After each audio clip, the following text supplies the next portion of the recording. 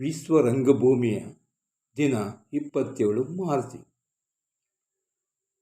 ವಿಶ್ವ ರಂಗಭೂಮಿ ಕಹಿ ಸಿಹಿಯಿಂದ ಮಾತುಗಳಿಂದ ನಟನೆ ಮಾಡಿ ನಗಿಸುವ ನಾಟಕ ರಂಗಭೂಮಿ.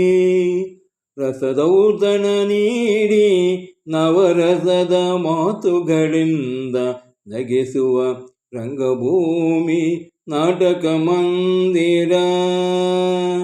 ಕಷ್ಟ ಸುಖಗಳ ಪಾತ್ರದ ಮೆರುಗು, ಕಷ್ಟ ಸುಖಗಳ ಪಾತ್ರದ ಮೆರುಗು ನೀಡಿದ ಜೀವನ ಕಥೆಯಿಂದ ಬದುಕು, ಜೀವನ ಕಥೆಯಿಂದ ಬದುಕು ಸುಂದರ ಮಾಡಿದ ವಿಶ್ವರಂಗಭೂಮಿ.